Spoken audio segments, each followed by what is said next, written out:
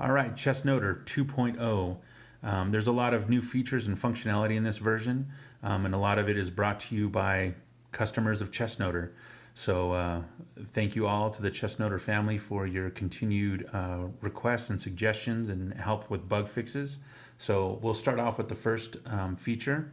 This is a timer inside the ChessNoter application. What this is used for is when you're playing your game, it's keeping track of the estimated game time, which is showing up in the PGN after the game. If there's an incident that happens where you need to get a TD involved and you have to stop the actual clock on the table that you're playing with your opponent on, you can actually press this icon to stop the time. By default, it's in the off position. So as soon as you play on the board, it automatically starts running. So if you were playing in a game and somebody made like a major illegal move, you could pause the clock on the board and in the software, and it basically stops the running time. If a TD had to come over and be like, oh yeah, that's an illegal move, you need to move that back, the user would move it back and make the next move. And as soon as the user makes the right move, it automatically starts the chess clock again, so you don't have to worry about it. And then we'll pause it real quick just to show you. So see how it didn't eat up all that time after they made that illegal move. So it only showed that 1 second was used instead of maybe 4 or 5 seconds that we were talking. So that's essentially a new feature. And again, we want to thank Mark K for that. So we'll end this game. In here was a bug fix that we had.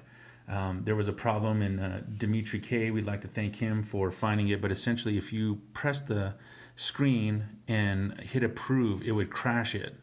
So now we've added something where it basically says, please input. It went by too fast.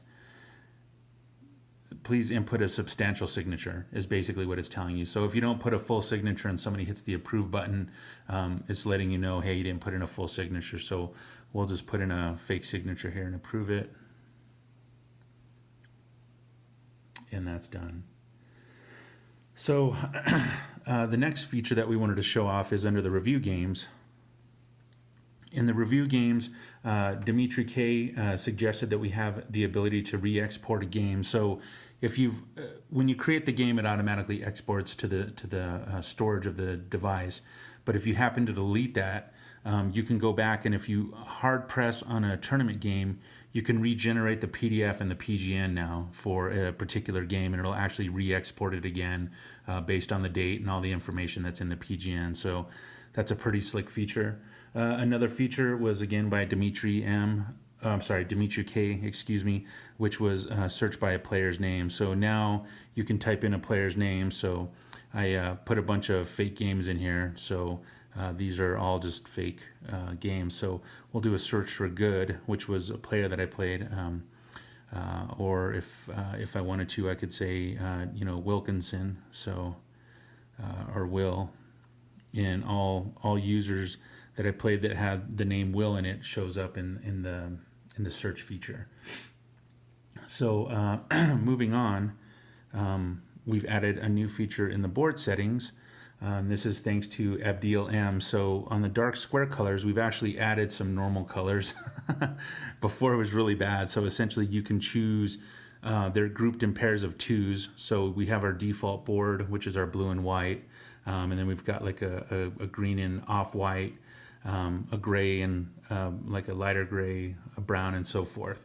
At the very bottom, we've added highlight colors that you can use. So if you want to change the highlight square, you can use the default yellow or orange, and essentially it changes that. Now, again, don't forget on all these, for both the dark, the light, and the highlight squares, you can always go to custom and play with the bar to change whatever custom color you want. So that's kind of another feature that's added in there. The next feature that we added was the backup capability on the device. Excuse me. So if we go over to backup and restore, it's going to be your very last option. There's a simple option to just back up, and it'll let you know the backup was successful. What this does is it creates a backup of ChessNoter and all your games and all your data.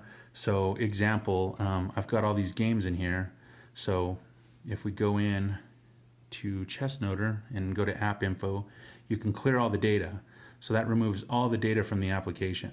So at this point, if I go back in, it's going to treat it like a brand new setup. There's no games, there's no tournaments, everything's been wiped out. So you can go to restore, and then it's going to let you know that you have to restore a specific backup or it won't work or it'll corrupt the data. So it's going to pull this screen up, and we have more information in our manual that walks you through this, but essentially you want to tap off, then hit the menu and choose internal storage, and then you're going to hit the reset button and choose your internal storage.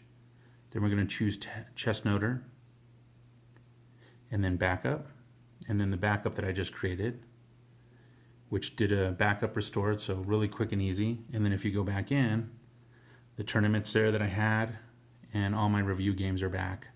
So it's a nice little feature that we've added for users. If they ever need to wipe their device, they can always do a backup.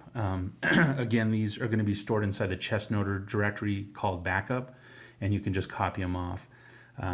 So that was what else we added. The other thing that we've done is we've updated the help file. We've added a contents page. So it's got a content and basically shows you all the different page numbers that stuff's on and whatnot. So we've got all the page numbers listed and stuff, and added all the features in here. It's difficult to read on the device, so our recommendation is to go to the website and download the manual from there. But we've always wanted to keep it handy just for users in case they need it. Some other things that we wanted to do was there was a bug fix for round skipping, which is a special thanks to Vijay S and Michelle R for finding. So there was a problem where if you plugged in the USB cable, sometimes it would skip around. So we've got that fixed, so it should never skip around anymore. The other thing that we fixed was there was an issue with the draw symbol not showing up if you did a long or short castle.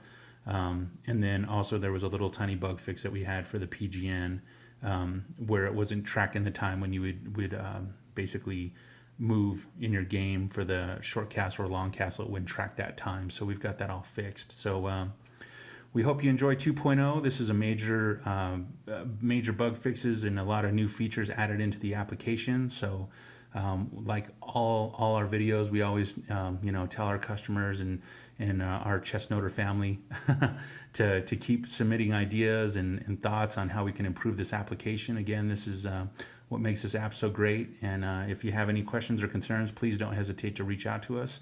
You can reach us on our website at chessnoter.com under the contact page, and we'll have our phone number there and email form, and we'll get back to you as soon as possible.